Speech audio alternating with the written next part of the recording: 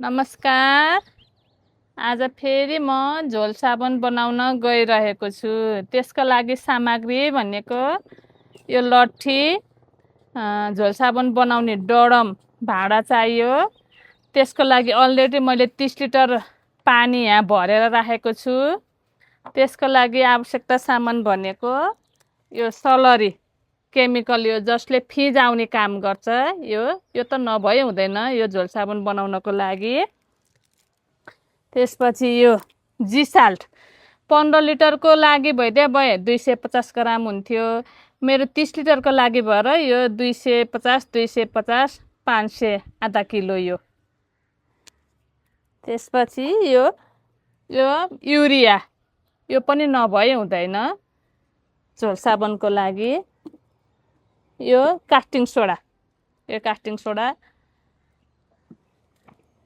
यो राम्रोको लागि कलर, यो सेन्ट मैले चाहिँ पोखिन्छ भनेर यो बट्टामा राखेको छु। सेन्ट यो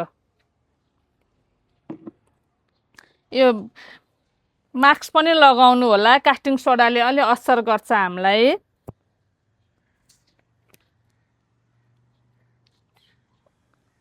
सुरुमा मैले कास्टिङ सोडा यो 250 ग्राम, यो 250 ग्राम गरेर घोलेँ।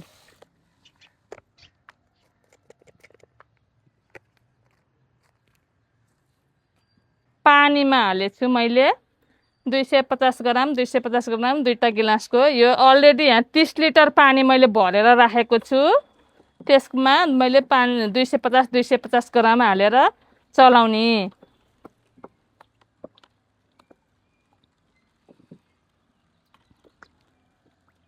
यो 10 मिनट जति चलाउनु पर्छ। कास्टिङ सोडा सबै घोलिनु पर्छ।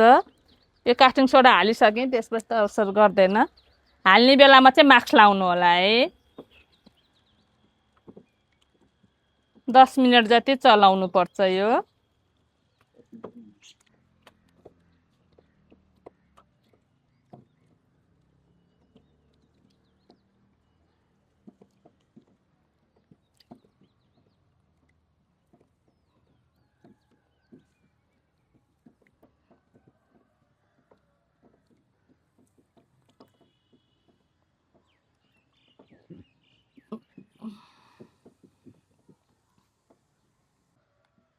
सावधानीपूर्वक गर्नु होला। कास्टिङ सोडा हालेकोले हात खान सक्छ। मास्क लाउने, हातमा पन्जा लाउने हुनुपर्छ। मैले चाहिँ मास्क लगाएँ।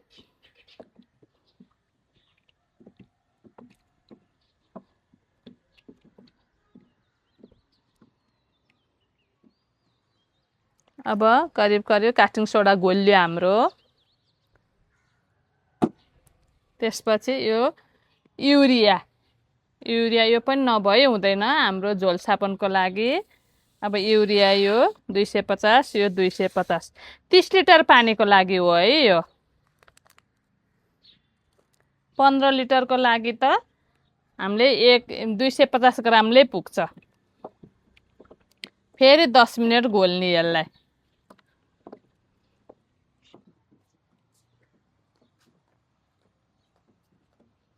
अब युरिया पनि घोल्यो हाम्रो। त्यसपछि जी-साल्ट, हाम्रो जी-साल्ट हेर्नुहोस् त यहाँ जी-साल्ट हाल्ने।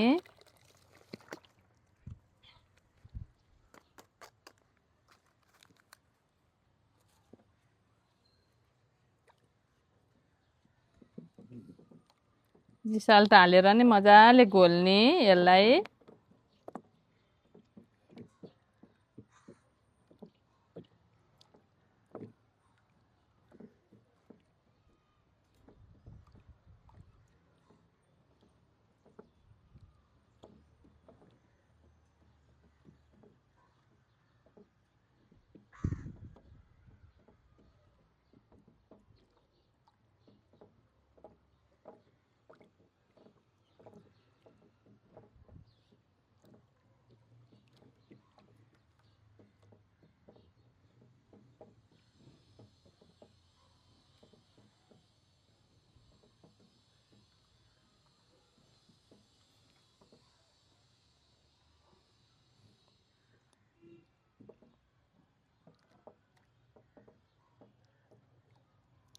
लगभग जिसाल्ट हालेर नि घोल्यो हाम्रो। अब जसले यो फिजाउने काम गर्छ यो सलरी 30 लिटर लागि चाहिँ 30 लिटर पानीमा चाहिँ यो 2 लिटर सलरी हाल्नै पर्छ। 15 लिटरको लागि चाहिँ 1 लिटर, 30 लिटरको लागि चाहिँ यो 2 लिटर। यसले चाहिँ फिजाउने काम गर्छ। मैले यो हालेँ।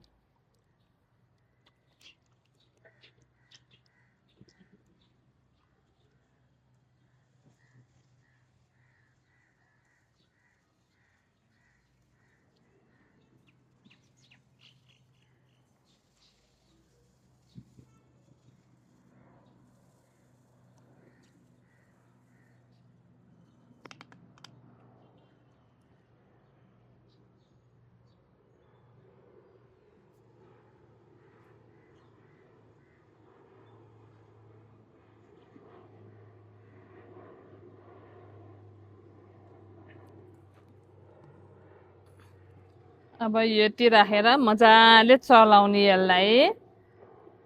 यो राखेपछि बाक्लो पनि हुन्छ।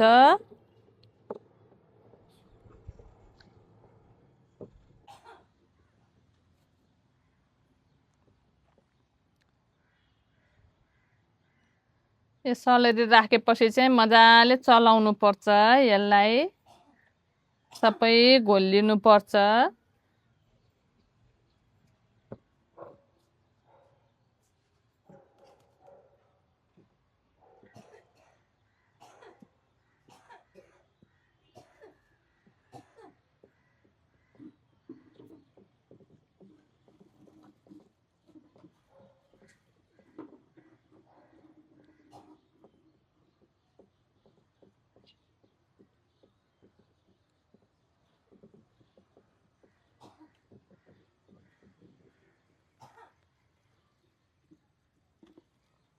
अब यो हाम्रो कलर, यो राम्रोको लागि चाहिँ कलर हाल्ने। मैले चाहिँ रेड कलर हाल्न लाग्छु। थोरै हाल्ने, अलिकति।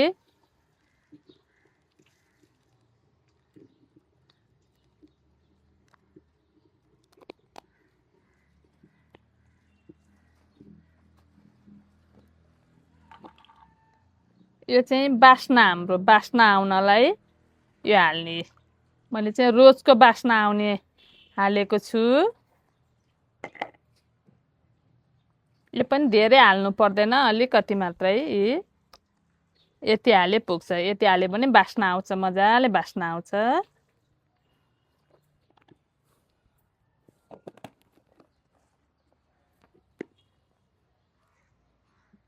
अब यसलाई मजाले चलाउने।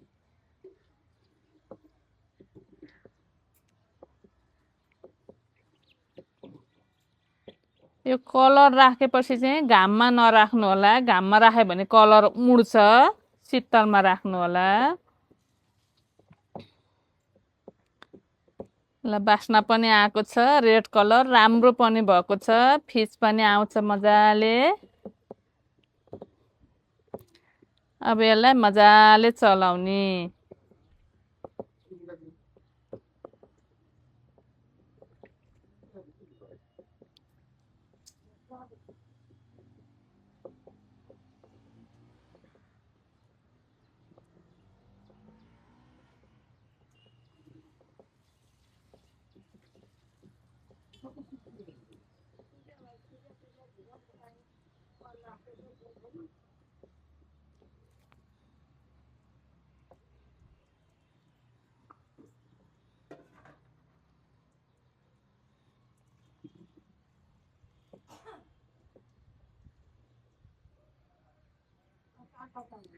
हेर्नुस् त कस्तो राम्रो भयो। बास्ना पनि आएको छ।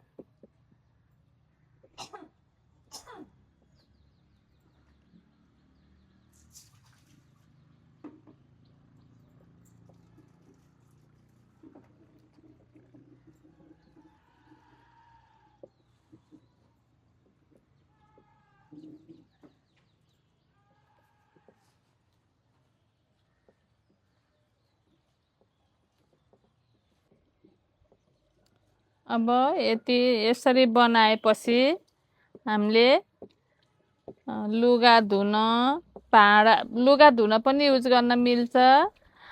भाँडा धुन, भुइँ सफा गर्न, किचनका कपडाहरू सफा गर्न, भर्याङहरू पुस्न, मार्बल टाइल मजाले सफा हुन्छ। फिज आउँछ मजाले।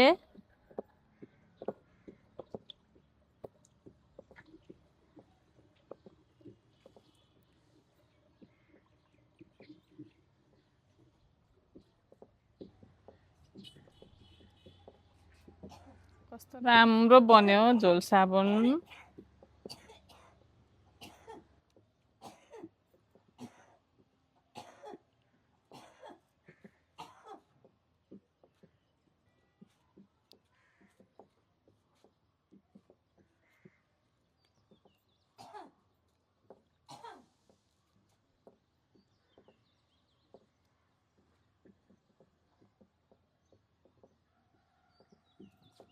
यसरी बनाएर हामीले बिक्री गर्न पनि सकिन्छ।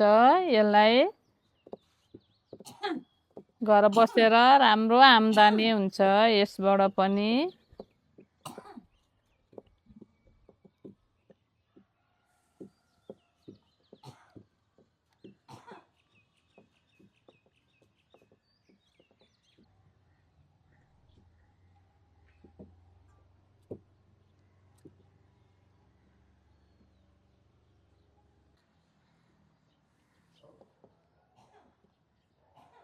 करिब करिब भयो यो। अब आजभन्दा भोलि यो बाक्लो हुन्छ। यो सकेसम्म 24 घन्टा चाहिँ नचलाउने। अब यो तयारी गरेर यसलाई बिर्को लाएर राखिदिएपछि 24 घन्टा नचलाउने। त्यसपछि आफै बाक्लो भएर जान्छ यो। 24 घन्टा पछि अनि युज गर्ने।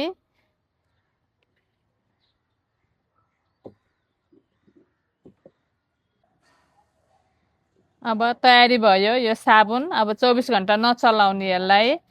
त्यसपछि भोलि बाक्लो हुन्छ अनि बोतलमा हालेर राख्ने। अब बिक्री गर्नु छ भने गर्ने, गर्नु छैन भने घरको लागि युज गर्ने।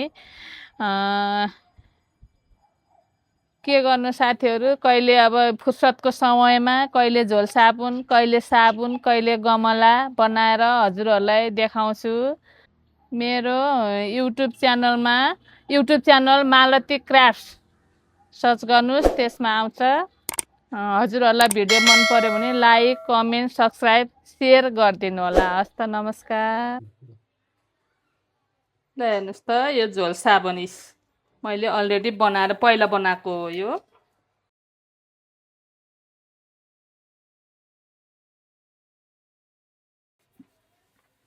यस्तो मजाले फिज आउँछ। ल हेर्नुहोस् त यी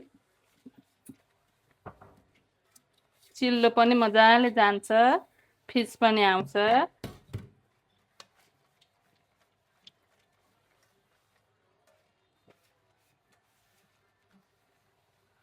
ल यस्तो फिज आउँछ हेर्नुहोस् त यी।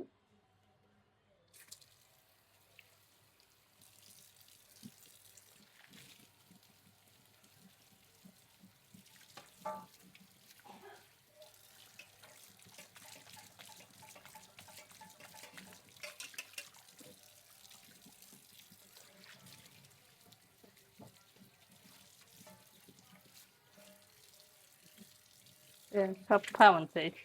चिल्लो पनि छैन।